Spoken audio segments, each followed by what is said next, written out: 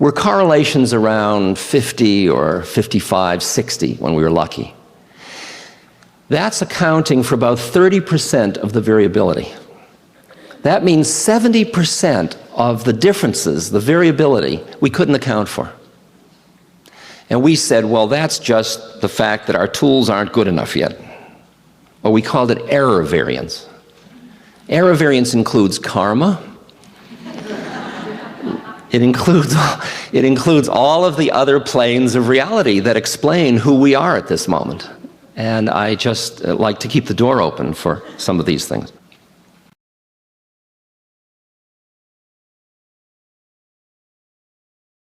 Now, with Mary, when I opened to her, what happened was I've learned something about love, which is nice to learn about. And it's important to understand that in this dealing. First of all, most of our images of love in our society have to do with romantic love. They are poetic love. They are interpersonal love. I love you, you love me, we love each other. We all give lip service to, but hardly ever really acknowledge that there is another kind of love that is not interpersonal. We call it conscious love, or Christ's love, or God's love. And the image I have is that when you grow up in a society of conditional love, which most of us have grown up in because of the way in which we are socialized, we end up very needful for love, and that's why a lot of the literature is about love and affection. It's as if there's something in us that's very hungry. We're on a deprivation diet. And so when we meet somebody who has the key to unlock something in us, we experience that we are in love, and we say, I am in love with you. What we're really saying, another way of saying it in a kind of in instinct literature is, you are the key stimulus that is releasing the mechanism in me that allows me to be in love. Okay? You're my connection. And as my connection, I want to possess you, because I'm hungry to be in this state in my being. I have come into the place of love in my being. And everything is beautiful suddenly. But it only happens when you're around. So where will you be Thursday? And where will you be Friday? And where will you be for the rest of my life? See? And the tendency is to want to possess the beloved, which, as you and I both know, is one of the quickest ways to destroy the experience. And that love has in it fear, because somebody's going to die or go away or find another lover or something. Now, that's interpersonal romantic love. And that's why there's so much poetry about it, because it has the fear and the joy and all of the stuff in it. But now, take that image, that the key stimulus is something that opens you to the place in yourself where you are love.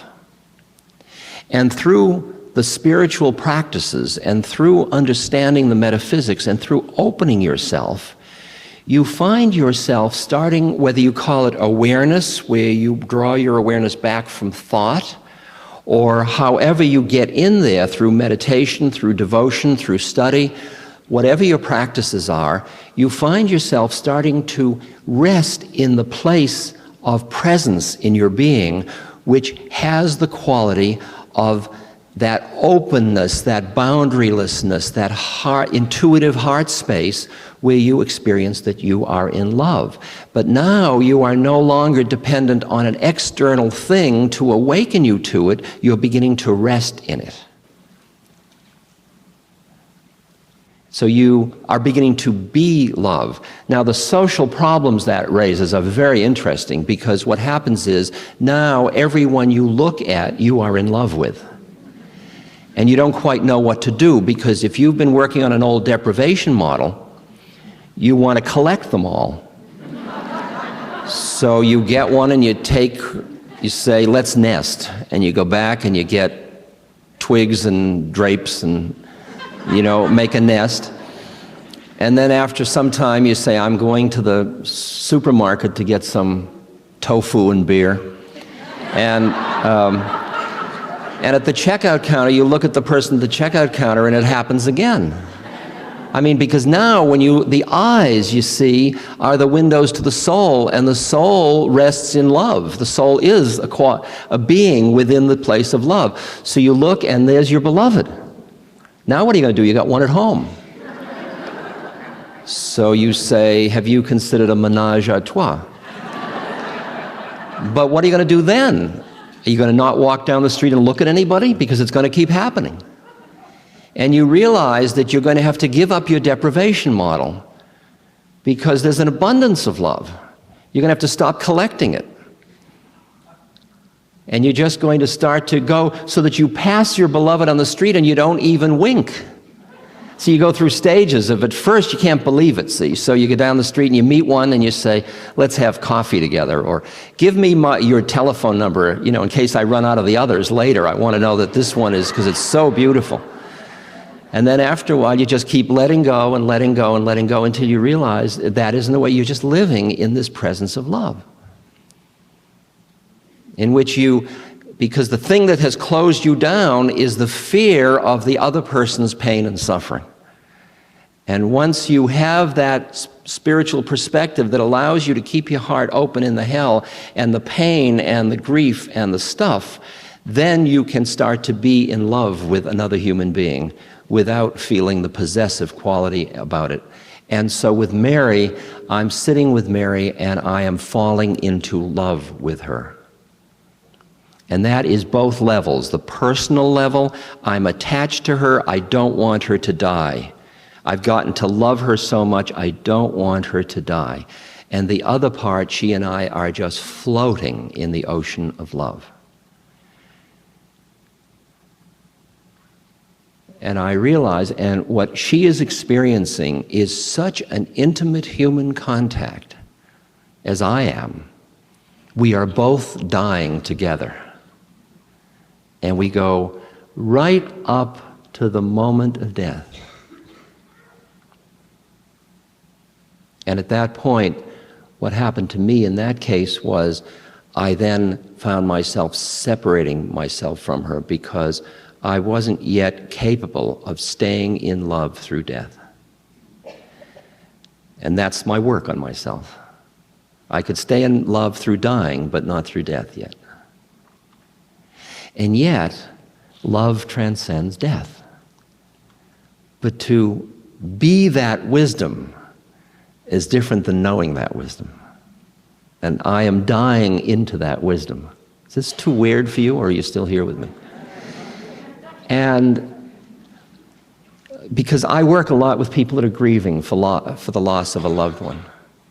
And my way of supporting grieving is to say, grieve, my God, grieve. Don't try to stop grieving. Don't be strong, grieve some more, go grieve some more. Just allow the human pain, don't hide it, just keep going through it.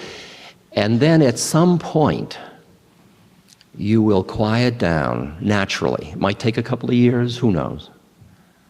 At some point you will quiet down and you will be quiet enough to realize that the love, when you and another person enter into the space of love together for even a moment, that relationship has transcended relationship. You have entered into a unitive moment together, and that transcends death. And at that moment, when you quiet down enough and you're sitting with your beloved, you suddenly realize that where did they go? As Ramana Maharshi said, where could I go? I'm still here. It's just the form that left. You were busy missing the form. You weren't missing the essence, because the essence is here. And when you recognize that, you feel as a human being enriched by everybody you have loved, instead of deprived by the loss of their form. You realize that they're living through you, and that everybody you've ever loved is part of the fabric of your being now in the way in which you go forward.